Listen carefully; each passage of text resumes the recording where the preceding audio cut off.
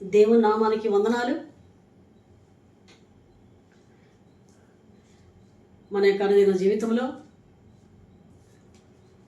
దేవుణ్ణి మనం స్తుతించేవారముగా, శ్లాఘించేవారముగా, గణపరచేవారముగా ఉండాలని లేఖనాలు ఘోషిస్తూ ఉన్నాయి. అలాగా చేయవారముగా దేవుడు మనల్ని చేసి ఉన్నాడు. నిత్యం ఆయన ప్రార్థనలో మనం జీవించేవారముగా ఉండాలి. అంతేకాకుండా ఏ విధంగా దేవునితో అంటుకట్టుకొని జీవితాన్ని జీవిస్తున్నాం, ఏ విధంగా దేవునికి లోబడి జీవించేవారముగా, ఆయన చిత్తానికి విధేయత కలిగిన వారముగా, ఆయనలో జీవించేవారముగా ఎలా ఉన్నాం. ప్రియమైన దేవుని బిడ్డలారా, ఇవాళ మనం చెప్పుకున్నటువంటి మాటల్లో దేవునికి వెల చెల్లిస్తున్న మన జీవితాల్లో దాన్ని అజమాయిషిగా మనం చేసుకోకూడదు అనే లేఖనాలు ఘోషిస్తూ ఉన్నాయి. ఏమైతే నువ్వు దేవునికి ఇవ్వబోతున్నావో, దేనికోసమైతే మనం ఆయన మన కోసం ఆయన ప్రాణంగా పెట్టాడో, ఆయన కోసం మనం ఏ విధంగా వెల చెల్లించాలో చెల్లించిన నువ్వు అజమాయిషి చేసే వ్యక్తిగా నువ్వు ఉండకూడదని వాక్యం సెలవిస్తుంది. ప్రియమైన దేవుని బిడ్డారా, ఇలాగా మన పితరుడైన అబ్రహాం గారు ఎంతో ధనవంతుడు.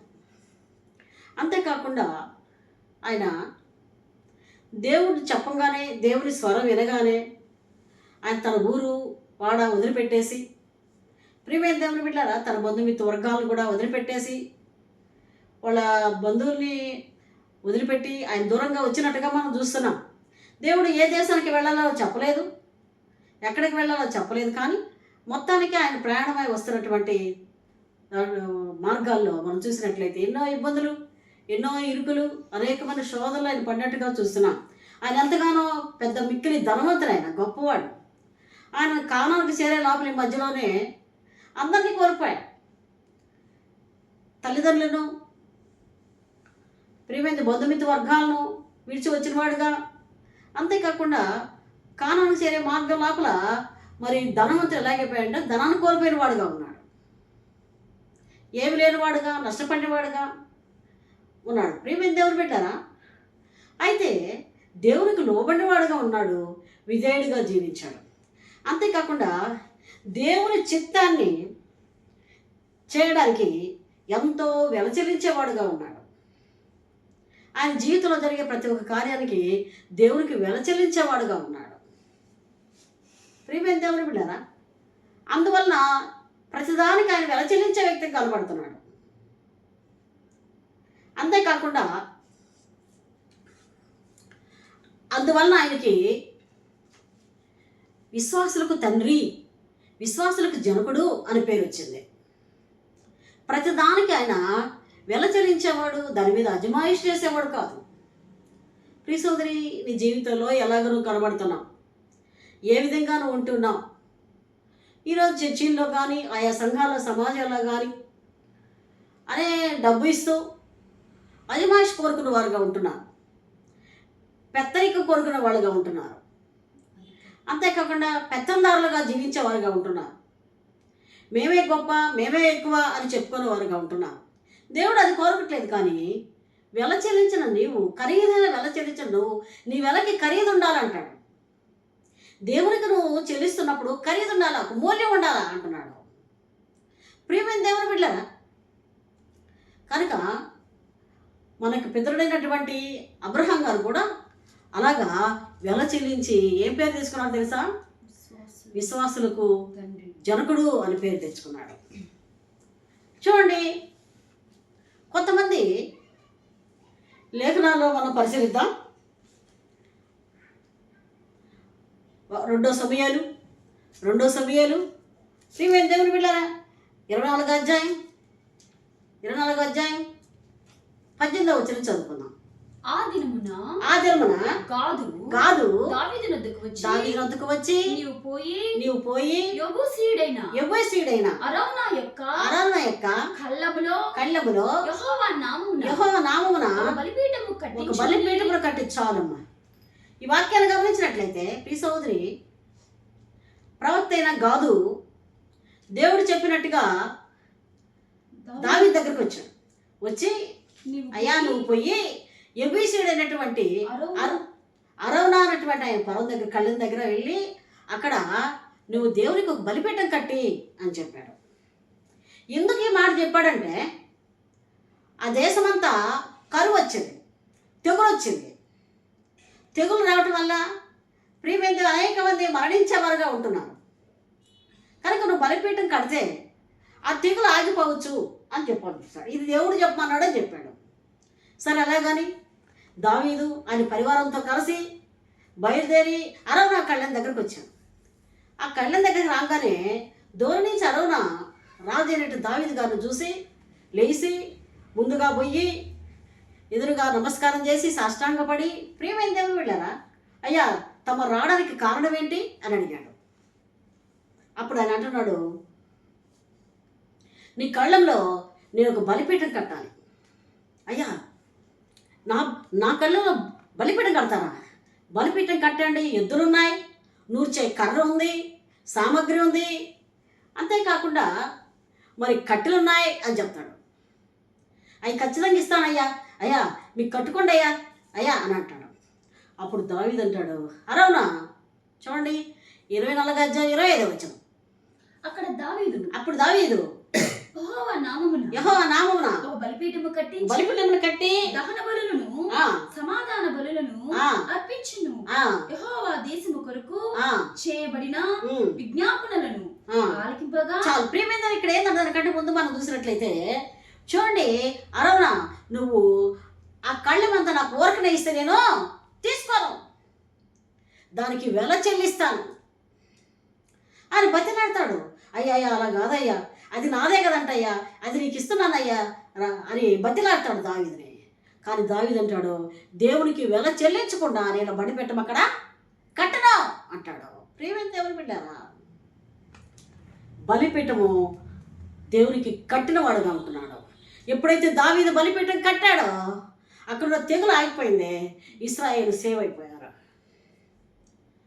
ప్రియమైన దేవుని బిడ్డారా, ఎందుకే మాట చెప్తున్నానంటే బలిపీఠం నువ్వు కట్టే బలిపీఠం కూడా నువ్వు నువ్వు ఏవైతే దేవునికి చెల్లిస్తున్నావు అది ఖరీదైందిగా ఉండాలి. నువ్వు చేసే ప్రార్థన కూడా ఖరీదైందిగా ఉండాలి. ఏదో ఆషామాష ప్రార్థన, ఏదో డూప్లికేట్ ప్రార్థన, ఏదో తగినటువంటి మనసు లేకుండా ప్రార్థన, ఇలాంటి దేవుని సన్నిధానానికి చేరలేవు. ఏమంటాడు, కొన్నేళ్ళే ఇది ప్రార్థన పరలోక రాజ్యం వచ్చేది అంటున్నాడు. కనుక మనం ఇచ్చే వెల కూడా ఖరీదైందిగా ఉండాలి. నువ్వు వెల చెల్లిస్తున్నావంటే దాని మీద అజమాయిషి నువ్వు చేయమాకో. ఏ విధంగా ఉంటున్నావు దేవుని దృష్టిలో, ఎలాగుంటున్నావు? ప్రియమైన దేవుని బిడ్డరా, ఎలాంటి స్థితిలో నువ్వు ఉంటున్నావు? చూడండి, 2 సమయాలు 24 వచ్చిన చూద్దాం. రాజు నేను అలాగ తీసుకున్నాను, వెల ఇచ్చి నీ యొద్ద కొందును, వెల ఇయ్యక నేను తీసుకునినా దానిని నా దేవుడైన యెహోవాకు దహన బలిగా అర్పించనని అరవనాతో చెప్పి ఏమన్నాడు తెలుసా? నేను ఊరికే తీసుకొని నా దేవునికి అలాగ నేను చెల్లించను, వెల ఇచ్చి నేను చెల్లించుకుంటానని ఆయనకి 50 తులములు వెండి ఇచ్చి ఆ కళ్ళెము కొని అక్కడ బలి అర్పించినట్టుగా మనం చూస్తున్నాం. ప్రియమైన దేవుని బిడ్డరా, ఏదో వెల అంటే డబ్బే అనుకోబాకండి. నీ జీవితాంతం నువ్వు దేవునికి ఎలాగ నువ్వు ప్రవర్తించగలవు, ఎలాగ నువ్వు దేవునికి సువార్త ప్రకటించగలవు, దేవుని గురించి ఇతరులకు ఏ విధంగా నువ్వు చెప్పగలుగుతావు, ఏ విధంగా దేవుల్లో లీనమైన వ్యక్తిగా ఉంటావు, ఆత్మీయ జీవితంలో ఏ విధంగా నువ్వు ఎదుగుదల కలిగిన వ్యక్తిగా ఉంటావు, ఎంతమంది రక్షించిన వాడుగా ఉంటావు, ఎంతమంది దేవుని సన్నిధికి నడిపించిన వ్యక్తిగాను ఉంటున్నావు, దేవుని రాజ్యం కోసం పాటుపడిన వ్యక్తిగాను ఉంటున్నావు. బాధలు, నిందలు, అవమానాలు అనేవి వస్తే నీ జీవితంలో ప్రియమైన దేవునికి చెల్లించేటువంటి ప్రతిదీ కూడా ఖరీదై ఉండాలి. ఎలాగున్నావు? మూల్యం చెల్లించాలి, సోదరి వెల చెల్లించాలి, వ్యయం చెల్లించాలి. అర్థమైందా? మరి అంతేకాకుండా అనేకమైన బాధలు భరించాలి, నష్టాలను భరించాలి, వేదనలు భరించాలి. ఆయన కోసం ప్రాణం కూడా అర్పించే వారముగా ఉండాలి. నిందలు, దోషులు, ప్రియమైన దేవుని బిడ్డల నిందలు, దోషులు ఇవన్నీ కూడా భరించే వ్యక్తులుగా ఉండాలి. ఇంకా వాక్యం మనం చెప్తున్నాడు, నువ్వు శ్రమంలో చిక్కున్నప్పుడు, నేను అనేక మంది నీ మీద నిందలు వేసినప్పుడు, ప్రియమైన దేవుని బిడ్డరా, ఇవన్నీ కూడా నువ్వు భరించే వ్యక్తిగా ఉండాలి. నువ్వు మేలు చేసినప్పుడు కీడు వస్తుంది నీ జీవితానికి, అయినా నువ్వు భరించే వ్యక్తిగా నువ్వు కనబడాలి. నీ ఒంటరితనం అనేకమైన నీ జీవితాలు ఏర్పడతాయి. ఇవన్నీ కూడా దేవునికి వెల చెల్లించినట్టే ప్రియ సోదరే. ఇవన్నీ కూడా దేవునికి ఏది హెచ్చిస్తున్నావు నీ జీవితంలో, ఏ వెల ఇస్తున్నావు, ఏది వెల చెల్లిస్తున్నావు దేవుని కోసం. ఏం చేస్తున్నావు? ఇంటికి రాగానే టీవీ పెట్టుకొని చూస్తున్నావా? ఇంటికి రాగానే టీవీ పెట్టుకొని తాగుతున్నావా? ఇంటికి రాగానే అద్దం చూసుకుంటున్నావా? ఇంటికి రాగానే సెల్ చూసుకుంటున్నావా? ఎలాగుంటున్నావు? దేవుని కోసం ఒక ప్రత్యేకమైన బిడ్డగా ఏర్పడు, వెల చెల్లించే బిడ్డగా ఏర్పడు. ప్రతి వారం వాక్యం వెళ్తున్నావు కదా, చర్చకి వెళ్తావు కదా, వాక్యాలు వింటున్నావు కదా. ఎలా దేవుని వాక్యాన్ని నీ జీవితంలోకి మలుచుకుంటున్నావు, అనుభవించుకుంటున్నావు? దేవునికి ఏ వెల చెల్లిస్తున్నావు నువ్వు? ప్రియ సోదరే, ఏదో జీవిస్తున్నామంటే జీవిస్తున్నామని కాదండి, ఏదో క్రైస్తవుడు అంటే కాదండి. దేవునికి వెల చెల్లించే వ్యక్తిగా ఉండాలి. దేవుని కోసం పరిగెత్తే వ్యక్తిగా ఉండాలి. మా సేవలో నడిచిపోయి సేవ చేశాము. 3 మైళ్ళు 4 మైళ్ళు నడిచి, నేను, మా పాస్టర్ గారు, మా బాబు, మా పాప, మా సంఘం నడిచిపోయేవాళ్ళం. సాయంకాలంగా నడిచి అక్కడికి చేరి సువార్తను ప్రకటించి నైట్ 12 అయితే ఇంటికి వచ్చాను. అప్పుడు ఇంటికి వచ్చేవాళ్ళం. దేవునికి నీ వ్యయాన్ని అక్కడ చెల్లిస్తున్నావు, నీ కష్టాన్ని అక్కడ అర్పిస్తున్నావు. నీ నడిస్తే కాళ్ళు తీపులు. ప్రియ సోదరే, వేయపడేవారుగా దేవుని దగ్గరికి వెల చెల్లించే వ్యక్తిగా ఉండాలి. ఊరికే మాట్లాడు, డూప్లికేట్ మాట్లాడు మాకు, వ్యతిరేకమైన మాట్లాడు మాకు, మొరకొప్పు మాట్లాడు మాకు. నువ్వు వెల చెల్లిస్తున్నావా లేదా? దేవునికి విధేయుడుగా నువ్వు జీవిస్తున్నావా లేదా? దేవునికి నమ్మకంగా నువ్వు జీవిస్తున్నావా లేదా? ఏ విధంగా ఉంటున్నావు? ప్రేమ దేవుడు తగ్గించుకునే జీవితం మన జీవితంలో ఉండాలి. ఆకలి దప్పులు చివరికి ప్రాణాల కోలమే పరిస్థితి జీవితాలు ఏర్పడతాయి. చూడండి, దేవునికి అర్పించే ప్రతి వారు వెల చెల్లించాలి. ఇదిగో బైబిల్ లేఖనాల్లో కొంతమందిని మనం వెల చెల్లించిన వాడిని మనం జ్ఞాపకం చేసుకుందాం. మరి అదేవిధంగా ఆదికాండం 12 అధ్యాయం 7 వచ్చిన యెహోవా అబ్రహామునకు ప్రత్యక్షమై నీ సంతానమును ఈ దేశం ఇచ్చేదనని చెప్పగా అతడు తనకు ప్రత్యక్షమైన యెహోవాకు ఒక బలిపీఠము కట్టిన. ప్రియమైన వీళ్ళని ఏమంటాడు తెలుసా? ఏమంటాడమ్మా? యెహోవా అబ్రహామునకు ప్రత్యక్షమై నీ సంతానమును చాలు. ఏం చేస్తాడు? నీ సంతానం ఇసుకలేడు వలె విస్తరింపజేస్తానంటే ఆనందపడిపోయాడు ఆయన. ఆడొక బలిపీఠాన్ని కట్టిన వాడుగా ఉంటున్నాడు. నెక్స్ట్ తర్వాత ఇంకో బలిపీఠాన్ని కడతాడు. చూడండి, అది కాండం 13 తాను మొదట బలిపీఠము కట్టిన చోట చేరెను. 8 అవుతుంది అది 12:8.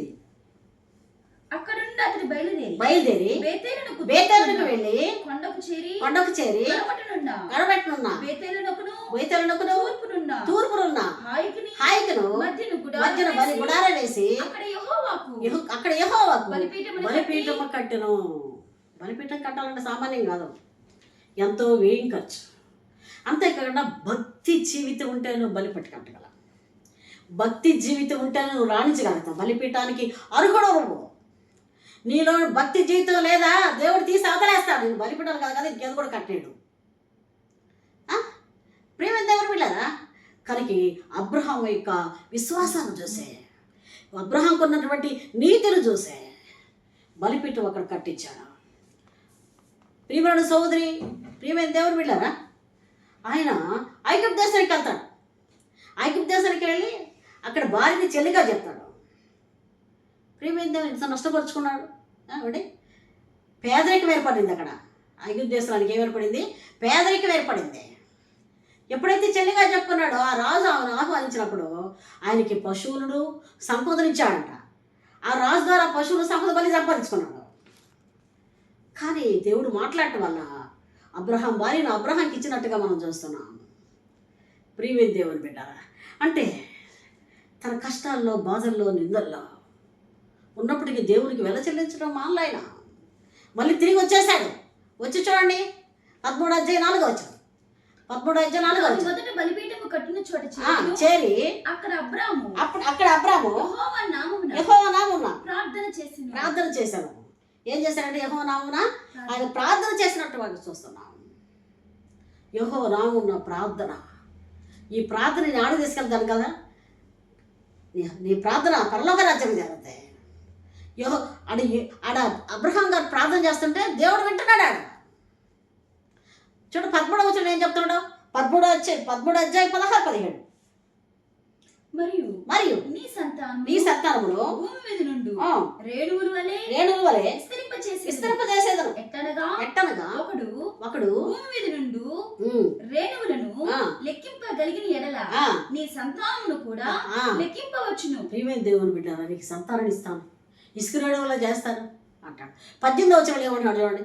అప్పుడు అబ్రాము గుడారము తీసి హెబ్రోనులోని మమ్రే దగ్గరనున్న సింధూర వృక్షం అక్కడ యెహోవాకు బలిపీఠం కట్టాను. హల్లెలూయా. చిన్న మాట కాదు బలిపీఠం కట్టడం అంటే. తను అర్పించుకుంటేనే దేవుడికి తను అర్పించుకుంటానే బలిపీఠాలు కట్టాలి. స్వార్థము, అసూయ, ద్వేష, పగలుంటే నువ్వు బలిపీఠం కడితే నిలవయ్యే. నువ్వు బలిపీఠం నీ పరలోక రాజ్యానికి చేరదు. దేవుని కోసం అబ్రహాం గారు వెల చెల్లించినట్టు వాడుగా ఉన్నాడు. నష్టపోయినా వెల చెల్లించుకున్నాడు. బాధలు వచ్చాయి. ఐగుప్తు దేశానికి వెళ్తే బాధ వచ్చింది. ఏడ్చుకున్నాడు, బాధపడ్డాడు, దిగులు పడ్డాడు. సోదరి, దేవుని మటుకు విడిచిపెట్టలా. దేవుళ్ళు జీవించిన వ్యక్తిగా అబ్రహాం గారు ఉన్నట్టుగా మనం చూస్తున్నాం. ఏ విధంగా ఉంటున్నాం చూడండి. రెండో మాట చెప్పుకుందాం. యోసేపు కూడా వెల చెల్లించిన వాడుగా ఉన్నాడంట. యోసేపు గారు కూడా వెల చెల్లించిన వాడుగా ఉంటున్నాడు. చూద్దాం ఆదికాండం 37 అధ్యాయం 5వ వచనం. ఒక కలకని తన సహోదరులతో అది తెలియచెప్పగా వారు అతని మీద మరి పగబట్టిరి. చాలు. ఏం చేశారంట? ఆయన తన కలం చెప్పాడు. తనకు వచ్చిన కల చెప్పాడు. యోసేపు అన్నదమ్ములకి, తండ్రికి చెప్పాడు ఆయనకు వచ్చిన కళ. ఎప్పుడైతే సూర్య, చంద్రుడు, నక్షత్రాలు అందరూ కూడా ఆయన నమస్కారం చేస్తున్నట్టుగా 12 పనులు నమస్కారం చేస్తున్నట్టుగా చూశాడు. పగబట్టారంట వాళ్ళు. పగబట్టారు. ప్రియమైన దేవుని బిడ్డలారా, ఈ పగతో నువ్వు ఉంటే, ఇలాంటి జీవితం కలిగి ఉంటే వెల చెల్లించలేవు సుమా. ఎప్పుడైతే చూడండి, ఈ మాట గమనిద్దాం ప్రియమైన దేవుని బిడ్డలారా. ఆదికాండం 37 అధ్యాయం 23వ వచనం చదివారా? 23. యోసేపు తన సహోదరుల ఎద్దకు వచ్చినప్పుడు వారు యోసేపు అంగీని అతను తొడుగుకొని ఉండిన ఆ విచిత్రమైన నిలుటంగి తీసివేసి అతన్ని పట్టుకొని ఆ గుంటలో ఏం చేశారంట? ఆ గుంటలో వేశారు. ఈ గుంటలో వేయటమే అతని యొక్క నీతికి సూచన అని వాక్యాలు సాగిస్తున్నాయి. గుంటలో వేయబడ్డాడు, మౌనంగా ఉన్నాడు. గుంటలో వేస్తుంటే అక్కడ రాయబడింది దేవుడు తోడుగా ఉన్నాడట. అట్టి వారికి దేవుడు తోడుగా ఉండక గుంటలో వేశారంటే ఆయన వెల చెల్లించినట్టే లెక్క. దేవుని కోసం వెల చెల్లించినట్టే లెక్క. ఆయన తీసుకెళ్ళి ప్రియమైన దేవుని బిడ్డలారా చూడండి, ఇంకొక మాట గమనిద్దాం. 37 అధ్యాయం ఆదికాండం 37 అధ్యాయం 23-24 వచ్చిన. యోసేపు తన సహోదరుల ఎదుకు వచ్చినప్పుడు గుంటలో వేశారు. తర్వాత 37-28 మిద్యానీయులైన వర్తకులు ఆ మీదుగా వెలుచుండగా ఆ గుంటలో నుంచి యోసేపును పైకి తీసి ఆ ఇష్మాయేలులకు అమ్మెను. ప్రియమైన దేవుని బిడ్డలారా, మరి ఆ దారిన వస్తున్న వర్తకులు ఎవరంట? మా వాళ్ళు వర్తకులే.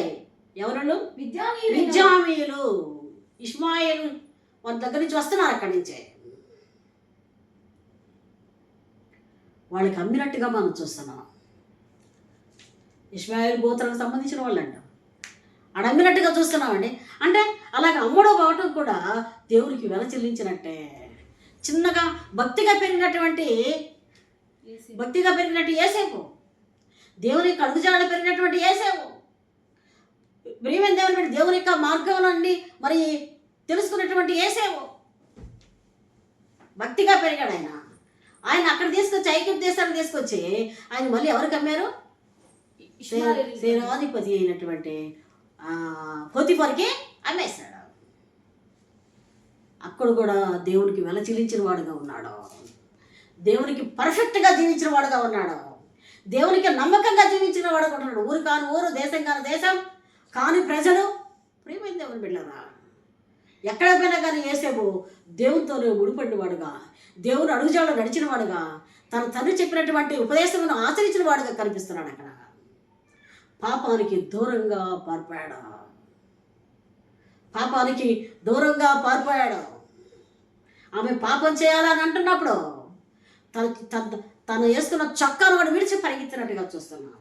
పారిపోయాడు పాపానికి. అందుకనే అక్కడ కూడా ఆయన వెల చెల్లించిన వాడుగా కనిపిస్తున్నాడు. పాపము జోడికి వెళ్ళలేదు ఆయన. పాపం మరకలు తన జీవితంలో లేవు. దేవునికి ఇష్టంగా నమ్మకంగా నడిచిన వాడుగా ఉంటున్నట్టుగా మనం చూస్తున్నాం. ప్లీజ్ సోదరి, నీ పర్ఫెక్ట్ జీవితంలో నువ్వు ఎక్కడికి పోయినా నీవు గొప్ప వ్యక్తి అనిపించుకుంటావు. నువ్వు ఎక్కడికి పోయినా పేరు తెచ్చుకుంటావు దేవుని నామంలో. ప్రియమైన దేవుని బిడ్డారా, యోసేపు ఐగుప్తు దేశానికి వెళ్ళినా చివరికి ఆయన జైలు పాలయ్యాడు. అది కూడా వెల చెల్లించడమే. జైలు పాలయ్యాడు. జైల్లో ఉన్నాడు తెలుసా. ప్రియమైన దేవుని బిడ్డ, ఆయనకి కళల భావాలు తెలుసు కనుక దేవుడు అతనికి ఆ గిఫ్ట్ ఇచ్చాడు కనుక మరి ఆ కళ భావాలు చెప్పడానికి ఆ యొక్క జైలు నుంచి విడుదలైనట్టుగా మనం చూస్తున్నాం. వెల చెల్లించిన వాడుగా ఉన్నాడు ఆయన. ప్రియ సోదరి, తనలో ఎలాంటి స్వభావం ఉందంటే ప్రేమ స్వభావం ఉంది. తనలో తగ్గించుకునే జీవితం ఉంది. తనలో నెమ్మదికరమైన జీవితం ఉంది. మరి ఐగుప్తు దేశం అంతా కూడా మరి దేవుణ్ణి ఆరాధిస్తున్నటువంటి ప్లేస్ అది. ఆ ప్లేస్లో ఆ స్థలానికి వెళ్ళాడు యోసేపు. తన దేవుడు ఎలాంటి వాడు అక్కడ బయలుపరిచాడు. ప్రియ సోదరి, ఆ రాజు కలిగిన కళ భావం చెప్పడం వల్ల తన యొక్క దేవుడికి మహిమ వచ్చింది. హల్లెలూయా, మహిమ తెచ్చుకున్నవాడుగా ఉన్నాడు. ఎంత గొప్ప మాట అండి. ఎప్పుడైతే చెప్పాడో ఆ ఊరంతా సంక్షేమంగా నిండిపోయింది. ఆ ఊరంతా ప్రేమ పాడి పంటలతో నిండిపోయింది. ఆ ఊరంతా చనిపోవాల్సిన వాళ్ళు బ్రతికారు అక్కడ. సోదరే, యోసేపు వల్ల ఇప్పుడు ఆయన ఆ దేశానికి అధిపతి అయిపోయాడు. ప్రియమైన దేవుని బిడ్డలారా, ఎక్కడో ఉన్నటువంటి తన జీవితం, ఎక్కడో జైలు పాలన జీవితం, గుంట్లో పడిన జీవితం, బానిసగా అమ్మివేయబడిన తన జీవితం, ప్రియ సోదరి ఇప్పుడు ఎక్కడున్నాడు తెలుసా? పెద్ద రథం ఎక్కాడు. హల్లెలూయా చేద్దామండి. హల్లెలూయా. నువ్వు దేవునికి వెల చెల్లిస్తే నిన్ను ఒక పెద్ద అధిష్టానంలో ఉంచుతాడు ఆయన. గొప్ప వ్యక్తిగా తయారు చేస్తాడు ఆయన. ప్రియ సోదరి, మర్చిపోతున్నావు దేవుణ్ణి. వెల చెల్లించిన దేవుని కోసం వ్యయపడ్డాం, దేవుని కోసం కష్టపడ్డాం. దేవుల్లో నువ్వు ఎంతగానో మరి అనేకమైన గొప్ప కార్యాలు చేయాలి అనుకోవడం కూడా మర్చిపోతున్నావు. ప్రియ సోదరి, ఎలాగున్నావు? యోసేపు శ్రేష్టమైన బిడ్డగా అక్కడ తయారయ్యాడు. ఎలాగున్నాడండి? ఎలాగున్నాడు? రాజవస్త్రాలు, రథాలు, చేతికి ఉంగరాలు, మెళ్ళ గొలుసు. ఎక్కడిది తాగిత? ఎక్కడిదండి? ఎక్కడిది తాగిత? దేవునితో ఉన్నప్పుడు దేవుడు తోడై ఉండను అని రాయబడింది. మధ్యలో చూస్తే ఆయనకి దేవుడు తోడై ఉండను అని రాయబడింది. వేళ చెల్లించిన వాడుగా, దుఃఖపడినవాడుగా, వేదన పడినవాడుగా, ఏంటి బాధపడినవాడుగా, తన జీవితంలో కుంగిపోయిన వాడుగా, అన్నదమ్ముడు అలా చేస్తే కుంగిపోయిన వాడుగా, ఏమండి ఎంత బాధ ఓర్చుకోలేకపోయాడు. దేవుణ్ణి వెలచించిన వ్యక్తిగా ఇక్కడ మనకు యోసేపు కనబడుతున్నట్టుగా మనం చూస్తున్నాం. ప్రియ సోదరి, నువ్వు ఎలాగుంటున్నావు? దేవుళ్ళు నువ్వు ఏ విధంగా కనబడతావు? ఏ విధంగా ఉంటున్నావు?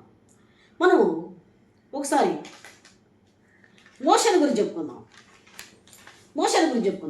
మోష కూడా వెల చెల్లించినవాడుగా కనబడుతున్నాడు ఇక్కడ. చూడండి, సంఖ్యాకాండం 20:5. సంఖ్యాకాండం 20:5. సంఖ్యాకాండం 20:5.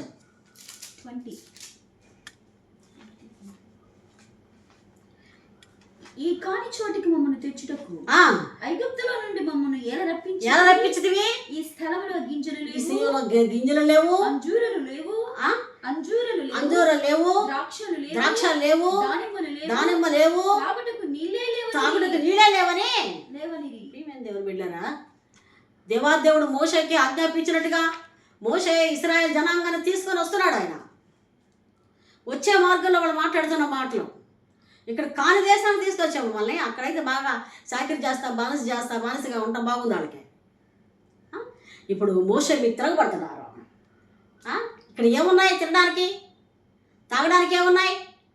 ద్రాక్ష రసం ఉందా? గింజలు ఉన్నాయా? అంజూరాలు ఉన్నాయా? దానిమ్మలు ఉన్నాయా? తాగుటకు నీళ్ళు కూడా లేవే అని అంటున్నాడు. తిరగబడుతున్నారు. ప్రేమించు, ఇవన్నీ కూడా మోషే భరిస్తున్నాడు. అంటే వెల చెల్లిస్తున్నాడు దేవునికి. నాయన, ఇంత 10 లక్షల కాలుబలాలు తీసుకొచ్చాను. వీళ్ళ సంగతి ఏంటి? ఒక నాయకుడిగా, ఒక వీరుడుగా. అసలు మోషే గురించి ఆలోచిస్తే మనకి అవాక్ అయిపోతాం. అలాగుంటాయి మోషే చరిత్ర. తను పుట్టికే జమ్ముపెట్టలో పుట్టి అడేశాడు. తను పెరిగిన వాతావరణం మనం తెలుసు మనకి. ప్రియ సోదరి అక్కడ అంటున్నాడు, దేవుడి కోసం పాటుపడిన వ్యక్తిగా ఉంటున్నాడు. ఎంతగానో పాటుపడిన వ్యక్తిగా ఉంటున్నాడు. చూడండి, అదే సంఖ్యాకాండం 21వ అధ్యాయం 5వ వచనం. కాగా ప్రజలు దేవునికి మోషేకును విరోధముగా మాట్లాడి ఈ అరణ్యంలో చచ్చుటకు ఐగుప్తులో నుండి మీరు మమ్మల్ని ఎందుకు రప్పించితిరి? ఇక్కడ ఆహారం లేదు, నీళ్లు లేవు, చవిసారములు లేని ఈ అన్నము మాకు అసహ్యంగా ఉంది. ఇక్కడ ఏమీ లేవే, నీళ్లు లేవే, అవి వాతావరణం సరిగా లేదే, అన్నీ కూడా సణుక్కుంటా గుణుకుంటాడు ఉన్నట్టుగా మనం చూస్తున్నాం. ప్రియమైన దేవుని బిడ్డరా, అందుకే దేవుడు అంటాడు, మోషే వీళ్ళందరూ నేను చెప్పతానంటాడు ఒకసారి. అయ్యా అలా చేయకూడదయ్యా, నీకే అవమానం అని దేవుడు అక్కడ మోషకుడు అడ్డుపడినట్టుగా మనం చూస్తున్నాం. అంటే ఎంత వెల చెల్లించిన వాడుగా ఉంటున్నాడు చూడండి. ఎంత తగ్గించుకున్న వాడుగా, ఒక మానవుడుగా ఎంత తగ్గించుకున్న వాడుగా, దేవునికి లోబడి వాడుగా కనిపిస్తున్నాడు మనకి. ప్రియ సోదరి, ఇంకొక మాటకి వెళ్దాం. సంఖ్యాకాండం 14:14. యెహోవాను నీవు ఈ ప్రజల మధ్య ఉన్నావనియు యెహోవాను నీవు ముఖాముఖిగా కనబడిన వాడవని ఈ మేఘము వారికి నిలుచున్నదనియు నీవు పగలు మేఘస్తంభములోను రాత్రి అగ్నిస్తంభంలోను తోడుగా ఉన్నావు కదా. వారి ముందర నడుచున్నావనియు వారు విన్నారు కదా.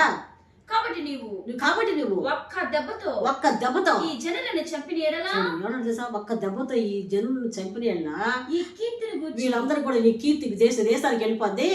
ఆయన కానాన్ దేశానికి తీసుకెళ్ళి మధ్యలో చంపాడు, ఆయనకి అంత శక్తి లేదు కాబోలో అనుకుంటారు ఆయన అని దేవుడితో మాట్లాడుతున్నాడు మోషే. దేవుడికి అడ్డపడ్డాడు మోషే. వాళ్ళు అంత విచక్షణ జ్ఞానం లేకుండా ప్రవర్తిస్తున్నారు ఇశ్రాయేల్సు అని దేవుడు కోపడ్డాడు. అక్కడ వెల చెల్లించిన వాడుగా కనిపిస్తున్నాడు. చూడండి, ఇంకో మాట గమనిద్దాం.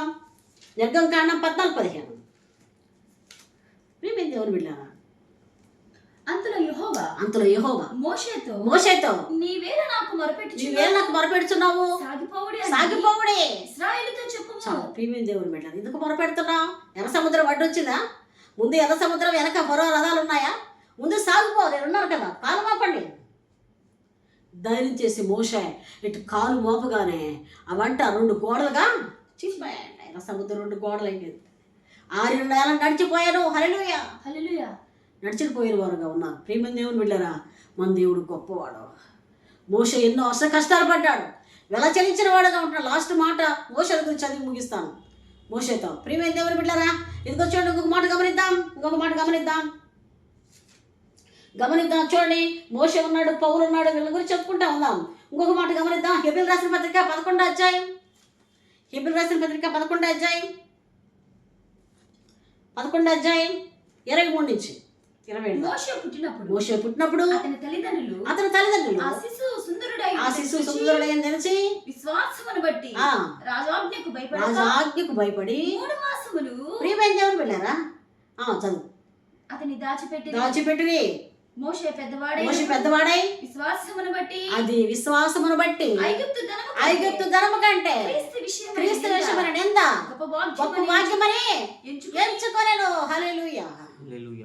క్రీస్తు విషయమైన నింద గొప్ప భాగ్యమని ఎంచుకున్నాడు. నిందపడాలండి, క్రీస్తు కోసం నిందపడాలి. క్రీస్తు బిడ్డమని చెప్పుకుంటే కాదు, నేను చాలా భక్తి పరుడని చెప్పుకుంటే కాదు, ఏం చేయాలి? నిందపడాలి క్రీస్తు కోసం. మేము ఒకసారి ఒక ఊరికి సేవ చేయడానికి వెళ్ళాము. సేవ చేయడానికి వెళ్ళాము. వాళ్ళు కరెంట్ ఆపేశారు. ప్రియమైన దేవుడు బిడ్డరా, వాడు కొట్టడానికి వచ్చారు పైకి, కరెంట్ ఆపేశారు. అయినా మౌనిగా ఉన్నాం.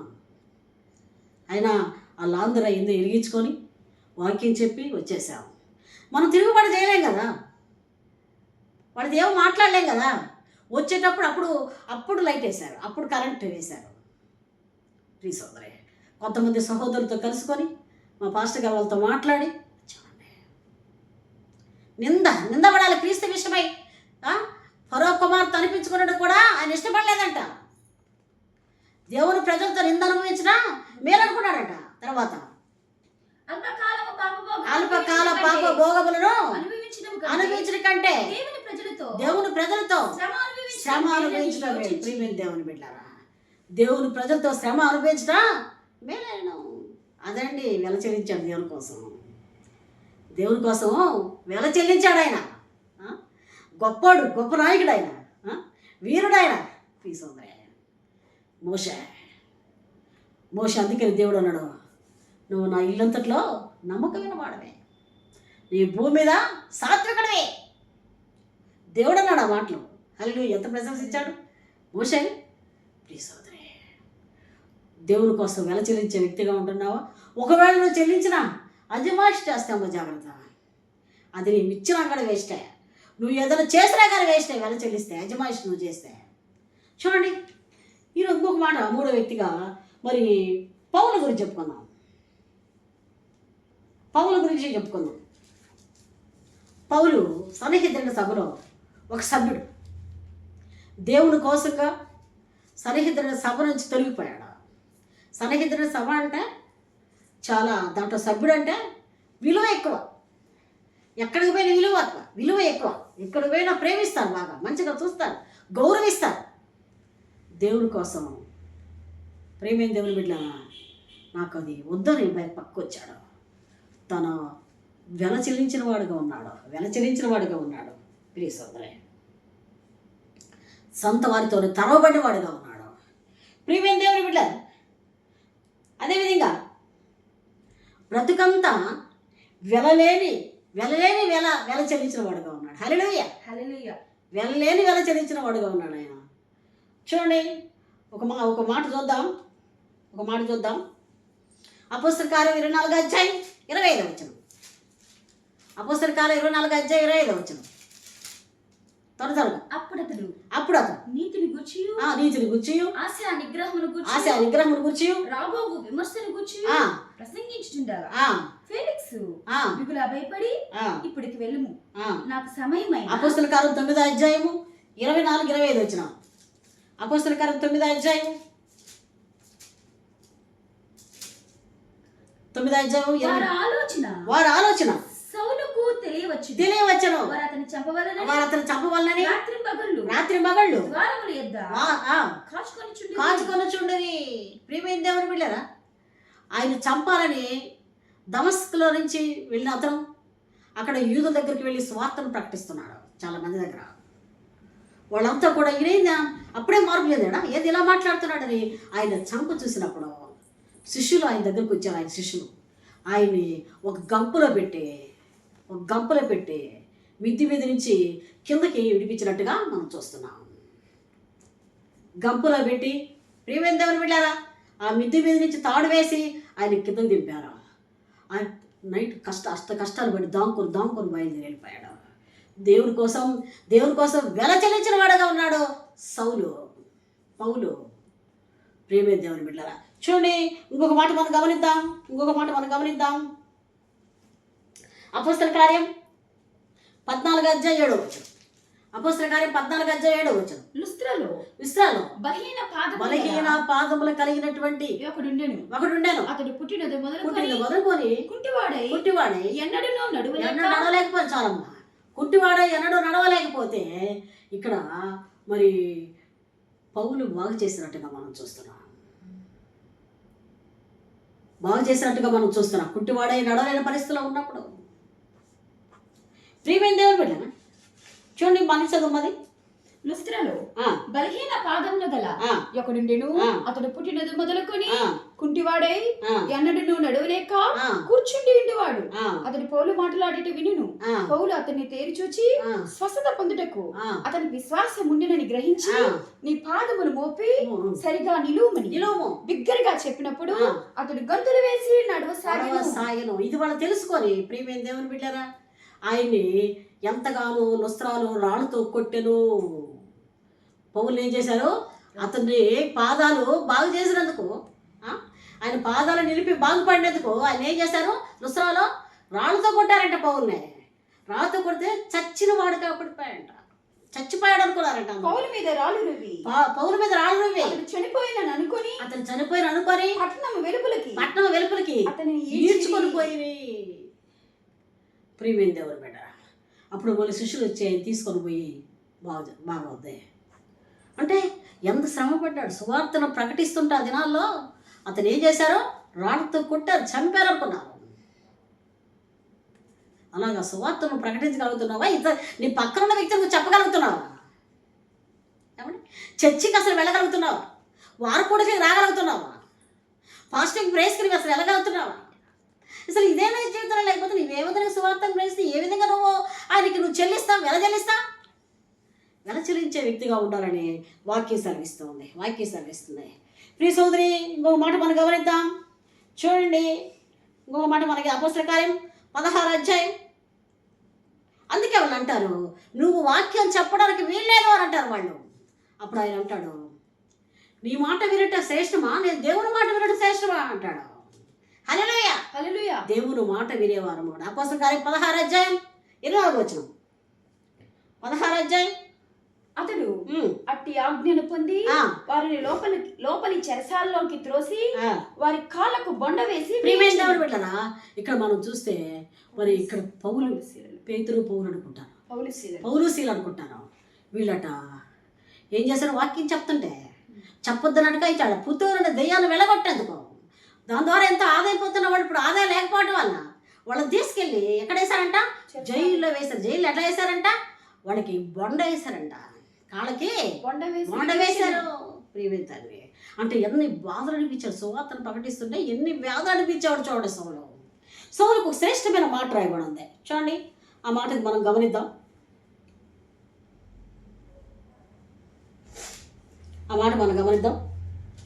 రెండో కొరింథీ 11వ అధ్యాయము 26-27 వచ్చిన. అనేక పర్యాయములు ప్రయాణములలోను నది వలనైనా ఆపదలలోను దొంగల వలనైనా ఆపదలలోను నా స్వజనుల వలనైనా ఆపదలలోను అన్ని జనుల వలనైనా ఆపదలలోను పట్టణములలో ఆపదలలోను అరణ్యములో ఆపదలలోను సముద్రములో ఆపదలలోను కపట సహోదరుల వలన ఆపదలలోను ఉంటిని ప్రయాసముతోను కష్టముతోను నరుచుగా జాగరణములతోను ఆకలి దప్పులతోను తరచుగా ఉపవాసం ఉండి దిగంబరతోను ఉంటిని. ఇంకా చెప్పలేకమైన ఉన్నాయి. చాలు. పౌలు చేసినటువంటి ప్రియమైన దేవుని బిడ్డలారా, ఆయన దేవునితో ఉన్న నడవడిక, దేవుల్లో జీవించిన విధానం, అదండి వెల చెల్లించడం అంటే. దేవునికి వెల చెల్లించడం అంటే సామాన్యం కాదు. ఆషామాష అనుకుంటున్నారేమో. నువ్వు దేవునికి వెల చెల్లిస్తున్న అజమాయిషిగా ఉండవాకు. వెల చెల్లించి డేరాలు కుట్టాడంట, డేరాలు. అజమాయిషిగా లేడే, ఎంత ఇస్తా అని 14 కోట్ల ఆస్తి గల పౌలు పంచిపెట్టాడు ఆయన. నువ్వు ఎలాగుంటున్నావు? ఏ విధంగా ఉంటున్నావు? ప్రియమైన దేవుని బిడ్డ, నేను ఎప్పుడు బలహీనుడు అప్పుడే బలవంతుడు. ప్రియ సోదరి, అందుకే క్రీస్తు కూడా సిలువై పడ్డాను అంటాడు. ఏంటంట? క్రీస్తు కూడా సిలువై పడ్డాడంట. ప్రియమైన దేవుని బిడ్డ, నేను చచ్చినా బ్రతికినా ఆయన కోసమే బ్రతుకుతానంటాడు. ఈ శరీరమునంతకాలం ఆయనతోనే ఉంటానంటాడు. ఉన్నా లేకపోయినా. ఎలాగున్నావు? ఏ విధంగా నువ్వు వెల చెల్లించే వ్యక్తిగా కనబడుతున్నావండి? ఏ విధంగా వెల చెల్లిస్తున్నావు దేవునికి? ఏమి ఇవ్వగలుగుతున్నావు? అమ్మ చోట ప్రార్థనకు రెండమ్మ అంటే రారు. ఇంట్లో కూర్చొని బాగా తింటా తాగుతా హాయిగా నెమ్మదిగా ఉంటారు. ఏ వెల చెల్లించినట్టు? ఏ వెల చెల్లిస్తున్నావు? నైట్ ఫాస్టింగ్ తీసుకురమ్మంటే పెద్దగా రారు. ఏ వెల చెల్లిస్తున్నావు? మంగళవారం ప్రార్థనలు పెట్టుకోమంటే పెట్టుకోరు. ఏం పాట పాడుతున్నావు? ఏం వెలజేస్తున్నావు దేవుని కోసం? నువ్వు వెలజలిస్తేనే కదా దేవుడిని దీవించేది. ఆయన కోసం పాట పడితేనే కదా నిన్ను ఆశీర్వదించేది. ఆయన నీకు యాడ్ నుంచి వస్తాయి ఆశీర్వాదాలు ఎట్టొస్తాయండి. ఇదిగో మా భర్త మారట్లా, మా భార్య మారట్లా, మా బిడ్డల పరిస్థితి ఇలాగుంది, మా పొలాలు ఈ విధంగా అయిపోతున్నాయి, ఈ విధంగా పండటం లేదు, అలాగున్నా ఇలాగున్నా చెప్తున్నావంటే నువ్వు దేవుని కోసం ఏం నష్టపరుచుకుంటున్నా, దేవుని కోసం ఏ పాట పాడుతున్నా, దేవుని కోసం ఏ వెల చెల్లిస్తున్నా, ఎలాగున్నావంటే. నెక్స్ట్ తర్వాత యోహోను గురించి చెప్పుకుందాం. యోహోను చెల్లించిన వెల ఏంటో మనం గమనిద్దాం. యోహోను ప్రియమైన దేవుని బిడ్డరా, ఈయన పరమ జ్ఞాని, ఈయన ప్రకటన గ్రంథకర్త, ఈయన యేసు శిష్యుల్లో ఒక శిష్యుడైన. ఎక్కువగా యేసును ప్రేమించినటువంటి వాడు ఎవరంటే యోహోనే. ఆయన రొమ్మున ఆనుకున్న వ్యక్తి అంటే యోహోనే. ప్రియమైన దేవుని బిడ్డరా, మరి యేసుక్రీస్తు యొక్క తల్లిని ఆదరించిన వ్యక్తి ఎవరంటే యోహోనే. ఎంత వెలజల్లించాడో చూడండి ఆయన, ఎంత గొప్పగా వెలజల్లించాడో చూడండి ఆయన. ప్రియ సోదరి, ఆయనట పద్మాస్తీపానికి కొనుగబడ్డాడు. పద్మాస్తీపానికి కొనుగబడి పద్మాస్తీపం అంటే ఎటుంటుందా? అరణ్య మార్గం అంతా మృగాలతోటి జంతువులతో నిండిపోయి ఉంటుంది అక్కడ. అలాంటిది ఇక్కడ ఉన్నప్పుడు ఆయన ఒకసారి ఒక్కొక్క దాంట్లో వేశారు, ఒక చిన్న చెర లాంటి దాంట్లో వేశారు. వేస్తే పక్కనంతా వాసన గొబ్బు కొడుతుంది. అక్కడ కూర్చున్నాడు ఆయన వాళ్ళ పీల్చుకుంటా. అక్కడ రాశాడు ఈయన గ్రంథకర్త మోకాళ్ళుని దేవుని యొక్క మహిమను చూస్తూ దేవుడు చెప్పుతుంటే రాశాడు. ఏం రాశాడు చూద్దాం, ఏమంటాడు చూద్దాం, ఏం మాట్లాడుతున్నాడో చూద్దాం. ప్రకటన గ్రంథం 1:9. ప్రకటన గ్రంథం 1:9. మీ సహోదరుడును యేసును బట్టి కలుగు శ్రమలోను రాజ్యములోను సహనములోను పాలివాడునైనా యోహాను నేను దేవుని వాక్యము నిమిత్తము యేసును గూర్చి సాక్ష్యము నిమిత్తము పద్మాసు దీపమున పరవాసినైతిని రాస్తున్నాడంట పుస్తకం. ఏం పుస్తకం అది? ప్రకటన గ్రంథం. పద్మాసునైతిని అంటాడు చూడండి. ఒకటి ఒక మాట అంటాడు. ప్రకటన గ్రంథం 1:1. యేసుక్రీస్తు తన దాసులకు కనపరచుటకు దేవుడు ఆయనకు అనుగ్రహించిన ప్రకటనము. ఈ సంగతులు త్వరలో సంభవింపనైనవి. ఆయన తన దూత ద్వారా వర్తమానము పంపి తన దాసుడైన యోహానుకు వాటిని సూచించెను. అతడు దేవుని వాక్యమును గూర్చి యేసుక్రీస్తు సాక్ష్యమును గూర్చి చూచిన దాన్ని సాక్ష్యం ఇచ్చాను. సమయము సమీపించినది కనుక చూడండి, చూసిన దాన్ని కన్నదాటి విన్నవాటి ఆయన ఆడ రాస్తున్నట్టుగా దేవుని మహిమ ఆయన ఏదో ఉన్నట్టుగా ఆయన చక్కగా ఆయన చెప్పిందే ఈయన రాస్తున్నట్టుగా మనం చూస్తున్నాం. ప్రకటన గ్రంథంలో మనం గమనిస్తున్నాం. ప్రియమైన దేవుని బిడ్డ, ప్రకటన గ్రంథం 1:13 చూద్దాం. తిరుగగా 7 సువర్ణ దీపస్తంభములను ఆ దీపస్తంభముల మధ్యను మనుష్య కుమారుని పోలిన యొక్కని చూచింది. చాలు, చూసావా? ఆయన చెప్తున్నాడు 7 సంఘాలకి నేను చెప్పినట్టు రాయి, ఆ 7 సంఘాలకు చెప్పంపించు. ప్రియమైన సోదరే, ఈయన కూడా చాలా శ్రమపడ్డాడు, ఈయన కూడా చాలా బాధపడ్డాడు. యోహాను చాలా బాధపడ్డాడు. ఈయన తీసుకెళ్ళి పెద్ద బాండలు వేయిస్తాడు, నూనెలో వేయిస్తాడు, కానీ చనిపోడు, బ్రతుకుతాడు. హల్లెలూయా. దేవుని కృప ఆయనతో ఉంది, దేవుని కంట ఆయనతో ఉంది. అందుకని ఆయన ఎవరు ఏం చేయలేకపోయారు, ఏమనలేకపోయారు. అందుకని ఒకటి చేత కాక పద్మాస్తీపంకి వెళ్ళాడు. అక్కడికి వెళ్ళి పరవశుడై దేవుని యొక్క మహిమను దర్శనాలు చూశాడు. ప్రకటన గ్రంథం అదే రాశాడు. ఆయన పాదములు ఇలాగున్నాయి, ఆయన కళ్ళు ఇలాగున్నాయి, ఆయన పెదాలు ఇలాగున్నాయి, అన్నీ వర్ణించి రాసినట్టుగా మనం చూస్తున్నాం. ప్రియ సోదరయ్య, ఎంత గొప్ప పరిచర్య, ఎంత గొప్పవాడు. యోహాను పేతురు ఇద్దరు కూడా శృంగారమైన దేవాలయంకి వెళ్ళినప్పుడు, సువార్తను ప్రకటించడానికి వెళ్ళినప్పుడు, అక్కడ కుట్టి వాడిని బాగు చేసినప్పుడు, మా దగ్గర వెండి బంగారం లేవు కన్నది వేసినాములే అన్నప్పుడు, ప్రియమైన దేవుని బిడ్డలారా, ఆయన బాగు చేసినందుకు వీళ్ళిద్దరు తీసుకుపోయి చెరసాల్లో వేస్తారు. ఆ శ్రమను కూడా అనిపించాడు. యోహాను ఆబాధను కూడా అనిపించాడు. తన జీవితంలో దేవుని కోసం అనేకమైన నష్టపరుచుకున్నాడు. దేవునికి విధేయుడాడు. దేవుణ్ణి సిలువలో ఆయన్ని సిలువకి ఎక్కించేటప్పుడు కూడా అక్కడ యోహాను ఉన్నాడు, చూస్తున్నాడు. ప్రియమైన దేవుని బిడ్డ, కళ్ళారు చూశాడు ఆయన దేవుని సిలువేయటం, చంపటం అనేది. ప్రియమైన దేవుని బిడ్డారా, దేవుని కోసం వెల చెల్లించిన వ్యక్తిగా, ఖరీదైన వెల చెల్లించాడు ఆయన. ఆయన కూడా మరణం కాలానికే వెల చెల్లించిన వ్యక్తిగా ఉంటున్నాడు. అక్కడ వెల చెల్లించిన వ్యక్తిగా ఉంటున్నాడు. మన యొక్క భారతదేశంలో, మన యొక్క దేశంలో అనేక మంది అగ్రగణ్యులైన భక్తిపరులు ఉన్నారు. చాలామంది బాక్సింగ్ గారు అయితేనేమి, అదేవిధంగా చైనా దేశంలో వాచ్మెన్ అయితేనేమి, ఇంకా అనేక మంది ఉన్నారండి, చెప్పలేము. వాళ్ళందరూ కూడా దేవుడి కోసం వెల చెల్లించిన వారుగా ఉన్నారు. చివరిగా యేసుక్రీస్తు వారి గురించి చెప్పుకుందాం. వెల చెల్లించింది ప్రభువుకు, మరి వెల చెల్లించనిది ప్రభువుకు అసహ్యం. వెల చెల్లించనిది ప్రభుకి అసహ్యం. వెల చెల్లించే వారముగా ఉండాలని వాక్యం సెలవిస్తుంది. చూడండి, మత్తయి సువార్త 20:28 మత్తయి సువార్త 20:28 మత్తయి సువార్త. అలాగే మనుష్య కుమారుడు పరిచారము చేయించుకొనుటకు రాలేదు గాని పరిచారము చేయుటకు అనేకులకు ప్రతిగా విమోచన క్రయధనముగా ఆయన ప్రాణం ఇచ్చడానికి వచ్చాడు. హల్లెలూయా, హల్లెలూయా. ఆయన పరిచారం చేయడానికి వచ్చాడంట. పరిచయం చేయించుకోవడానికి రాలేదంట. అనేకులకు ప్రతిగా ఆయన రక్తాన్ని, అనేకులకు ప్రతిగా విమోచన క్రయధనముగా రక్తాన్ని చిందించిన వాడుగా ఉన్నాడు. మానవుల కోసం ప్రాణము అసురు బాసిన వాడుగా ఉన్నాడు. ప్రియ సోదరే, రక్తము చిందించిన వాడుగా ఉన్నాడు. ఆయన వెలజలించాడు గొప్పగా, చాలా గొప్పగా వెలజలించాడు. చూడండి, అదేవిధంగా దేవుని దగ్గరికి ఒక పాపాత్మురైన స్త్రీ వస్తుంది. ఆమె పరిస్థితి ఏంట? భోజనం చేస్తున్నప్పుడు వచ్చినప్పుడు దేవుడు అంటున్న మాటలు మనం గమనిద్దాం.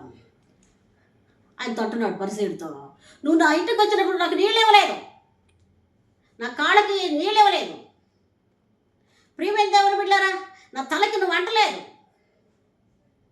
ప్రియ సోదరి, ఈ సహోదరి ఈమె చూడండి, ఆమె అత్తరి శిస్తకాలు తీసుకొని వచ్చింది, నా పాదాలకు పోస్తుంది, నా పాదాలు ముద్దు పెట్టుకుంటుంది, నీళ్ళు ఇచ్చింది, తన కన్నీరుతో నా పాదాలను తడిపింది, నన్ను తన పొడవైన వెంట్రుకలతో తుడిచింది. ఎంత వెల చెల్లించింది ఈమె. అందుకని ఆమెతో అంటున్నాడు, కుమారి సమాధానం కలదానుకో అంటాడు. ప్రియమైన దేవుడు బిడ్డరా, దేవాదేవుడు ఎంత గొప్ప దేవుడు. ఒకసారి శిష్యులు ఆయన దగ్గరికి వస్తారు. ఆయన అంటున్నాడు, ఈ నాణ్యం మీద ఉన్నటువంటి గుర్తు ఏది? కైసరయ్య. కైసరు చెల్లించండి దేవునికి చెల్లించండి. హల్లెలూయా, హల్లెలూయా. కైసరు చెల్లించాలి, దేవునికి చెల్లించాలి. అలా చెల్లించినప్పుడే ఇప్పుడు ఏం చేస్తున్నారంటే అన్నీ తీసుకువెళ్ళి వేరే వాళ్ళకి ఇస్తున్నారు. అలా గీయకూడదు. దేవునికి సంబంధించిన దేవునికి వెల చెల్లించేది ఇంకేంది? ఆయన కోసం నువ్వు వేరు జరుగుతావు. ఆయన అయితే నీ కోసం ప్రాణం పెట్టాడండి, నీ కోసం అమూల్యమైన రక్తాన్ని చిందించాడు ఆయన. చూడండి, ఇంకో మాట గమనిద్దాం. మార్క్స్ వార్త 15 చెప్తున్నాడు. అక్కడ ఆయన దగ్గరికి తల మీద ముళ్ళ కిరీటం పెట్టారంట, గడ్డం పెట్టారంట, ముసుగు వేసి గుద్దారంట, ఎవరో చెప్పమన్నారంట. అంతకంటే అవమానం ఏంటి? కేకరించి వేశారంట. ప్రియమైన దేవుని బిడ్డలారా, అందరి కోసం వెల చెల్లించిన వాడుగా ఉన్నాడు. హల్లెలూయా. మానవాళ్ళ కోసం వెల చెల్లించిన వాడుగా ఉన్నాడు నా యేసయ్య. సోదరి వాళ్ళు ఏం మాట్లాడుతున్నా మౌనిగా నిలబడ్డాడు, మౌనిగా ఉన్నాడు ఆయన. అవునుగా ఉన్నాడు. ఆయన సిలువేసినప్పుడు, ఆయన ప్రాణం విడిచినప్పుడు మత్తయి సువార్త 27:54 అంటాడు, ఈయన నిజముగా దేవుని కుమారుడే. ఒప్పుకున్నారు అందరూ. బండలు పగిలెను, దేవాలయపు తెర చినిగెను, సమాధులు తెరవబడను, అందులో లేచి మనుషులు పోయిరే అని రాయబడింది. ఎంత గొప్ప మాట. ఆయన మృతి ద్వారా ప్రియమైన సమాధులే తెరవబడ్డాయి. ఆయన మృతి ద్వారా ఇంకా బలి అనేది లేదు అని తెలియపరుస్తున్నాడు. మీకోసం నేను బలిగానా అని చెప్తున్నాడు. సోదరి, నా దేవుడు ఎంత గొప్ప దేవుడు, నా దేవుడు ఎంత గొప్పడు. అందుకట్లా ఈయన నిజముగా దేవుని కుమారుడే అని చెప్తున్నాడు. యేసుక్రీస్తు వారు నీ కోసం ఆయన బలి అర్పించిన వాడుగా ఉన్నాడు. ఒకసారి ఆయన దగ్గరికి ఒక దెయ్యం పట్టినటువంటి జనసమూహంలో యేసు ప్రభు ఉండగా ఒకడు దెయ్యం పట్టిన కుమారుడు తీసుకొచ్చాడు. అయ్యా వీడికి దెయ్యం పట్టి ఇదిగో ఆ నీళ్ళలో పడుతున్నాడు, అగ్గిలో పడుతున్నాడు, ఇట్లో వాటిలో పడుతున్నాడు అయ్యా, ఎలా చేయాలయ్యా అని అడుగుతున్నాడు. నీ శిష్యులు ఈ దెయ్యాన్ని విడుదల చేయలేకపోయారయ్యా, నీ శిష్యుల వల్ల కాలేదయ్యా అని అంటే ఆయన అంటున్నాడు ఇటుది వెంటనే ఆయన ప్రార్థన చేసి ఆ దెయ్యాన్ని వెలగొట్టినట్టుగా మనం చూస్తున్నాం. అంతరంగంగా కూర్చున్నప్పుడు శిష్యులు వచ్చి ఆయన అడుగుతున్నారు, అయ్యా నువ్వు ఎలాగ తిరిగావు, ఎట్టా ఏంది, మా వల్ల కాలేదంటే అది ఉపవాసం వల్లే. జాగ్రత్త సుమా, ప్రార్థనలో వెల ఉండాలా, ప్రార్థనలో శక్తి ఉండాలా, ప్రార్థనలో ప్రియమైన దేవుని బిడ్డల వెల ఉండాలా, సామర్థ్యత ఉండాలా. ఓసారి కొమ్మి ప్రాంతానికి ఒక దెయ్యం పట్టిన స్త్రీని తీసుకొచ్చారు. ఒక కొమ్మి ప్రాంతానికి పెరుగుపాలెంలో శ్రీరాములు భార్య అనే ఆమె నాగేశమ్మని తీసుకొచ్చారు దెయ్యం బట్టే. ఆమెకి దెయ్యం వచ్చినప్పుడల్లా కళ్ళు పెద్ద అయిపోతాయి, పొట్టు ఉబ్బిపోతాయి. మిట్ట మధ్యాహ్నం ఒక్కదానే ఉన్నాను కూర్చొని, పిల్లలు స్కూల్కి వెళ్ళిపోయారు, ఒక్కదానే ఉన్నాను. మిట్ట మధ్యాహ్నం తీసుకొచ్చారు. ఎలా చేయాలి? దెయ్యాలు వెళ్ళగొట్టేది అందరికీ రాదు, అందరికీ దేవుడు ఇవ్వడు. మా పాస్టర్ గారు అయితే ఈజీగా వాటిని నిలబడుతుంటాడు, ఆయన లేడు. ఏం చేయాలో భయపడి నేను లోపలికి వెళ్ళి చాపేసుకొని ప్రార్థన చేసి, నాయనా నీ నామానికి అవమానం రాకూడదు, నేను నీ బిడ్డను ఎన్నుకున్నావు, నీ సేవకు వచ్చా, నువ్వు ఎలా చేస్తావో నాకు తెలియదు అని వచ్చి వాళ్ళ ముందు మోకరిల్లి ఆమెకు ప్రార్థన చేశాను. ఆమెను జుట్టు పట్టుకొని కింద కట్ట వేసేసాను. సాతానా పో నా యేసునామంలో. ప్రేమ నమ్మితే నమ్మాలి. వెళ్ళిపోయింది ఆ దయ్యం. కళ్ళు ఇంత పెద్ద చేసి పట్ట వాపు వచ్చేస్తుంది, వెళ్ళిపోయింది. ఇది నా శక్తి వల్ల కాదు, కానీ ప్రార్థనా శక్తే. ప్రార్థనలో కన్నీరు కార్చే అనుభవం ఉండాలా, ప్రార్థనలో ఏడ్చే అనుభవం ఉండాలా, ప్రార్థనలో దేవుని అడుక్కునే అనుభవం ఉండాలా, ప్రార్థనలో దేవుని పాదన పడే అనుభవం ఉండాలా. ప్లీజ్ సోదరే, ఊరికే రాదు. ఏమంటాడు దావీదు గారు, ఏమంటారు? ఆయన ప్రార్థన ద్వారా ఆ పరుపు తేలాడను అని రాయబడింది. ప్రార్థన ద్వారా ఏం జరిగిందంట? పరుపు తేలాడిందట. ప్రార్థనలో ఎంత శక్తి ఉంది, ఎంత బలం ఉందండి. ఆ ప్రార్థన పోగొట్టుకుంటున్నావు నువ్వు. ప్రార్థన చేయక సోమరితనంగా ఉంటా, పడక మీద లెగవక పోగొట్టుకున్నావు. దేవుడికి వెల చెల్లించలేకపోతున్నావు. దేవుడు ఏదేదో ఇవ్వమంటలా, ఇతరులకు చెప్పు వాక్యం, నీ పక్కన వాళ్ళకి చెప్పు, హిందువులకు చెప్పు. ఎలాగున్నా ఇట్లా చెప్పే వ్యక్తిగా నువ్వు ఉంటున్నావు లేదా? ఉపవాసం ఉండాలి, ఉపవాసం ఉండాలి, కన్నీళ్ళు కార్చాలి. ప్రియమైన దేవుని బిడ్డరా, గోజాడాలి, ప్రభు దగ్గర రోధించాలి. ఇంకా ఎలాగుంటారో పట్టులతో ప్రార్థించే వారిగా ఉండాలి. ఎడవక ప్రభువును ఎడవాయిక ఆయన దేవా అని ప్రార్థించే వారముగా ఉండాలి. నీ బ్రతుకంతా ప్రభువులాగా ప్రార్థించే వారముగా ఉండాలి. యేసు ప్రభు గారు ప్రతిరోజు ఆయన ఎక్కువగా రాత్రి అంతా రోధించేవాడంట, ఆయన మూడిగేవాడంట, ఎంతగానో దేవుణ్ణి అడిగేవాడంట. ప్రియమైన దేవుని బిడ్డలు, కన్నీరు ప్రవాహం వలె కాచేవాడట, విలపించేవాడంట యేసుక్రీస్తు వారు.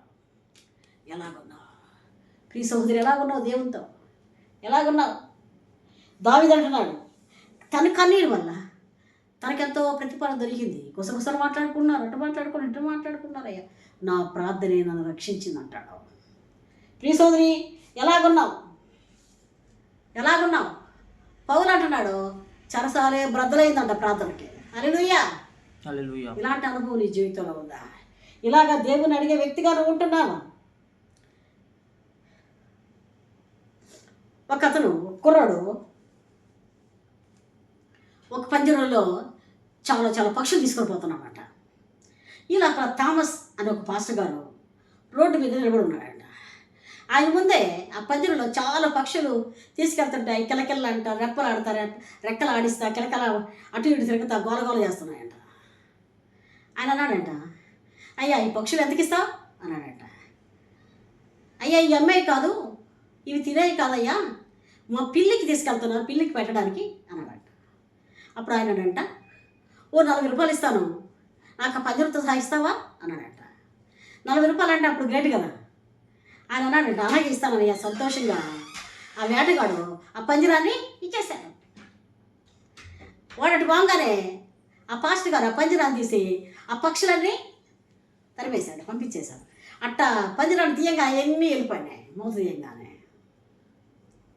ప్రియమైన దేవుని బిడ్డలారా, ఆయనకి స్వేచ్ఛ వచ్చాయి, వాటికి ఏమొచ్చాయి? స్వేచ్ఛ వచ్చాయి. పంజరంలో ఉన్న నీ జీవితాన్ని ఆయన అమూలమైన రక్తం చిందించి నేను విడుదల చేశాడు. ప్రియ గబ్బు కడుతున్న నీ శరీరాన్ని, దిగులతో విచారంతో కుసించబోతున్న నీ జీవితాన్ని, పాసిపోతున్న నీ జీవితాన్ని, దుర్మార్గంగా ఉన్న నీ జీవితాన్ని, నేరాలు మోపుతున్న నీ జీవితాన్ని, ఆయుష్కరంగా నడుచుకుతున్న జీవితాన్ని ఆయన ఎవరి రక్తాన్ని నీ కోసం దారిపోసాడు.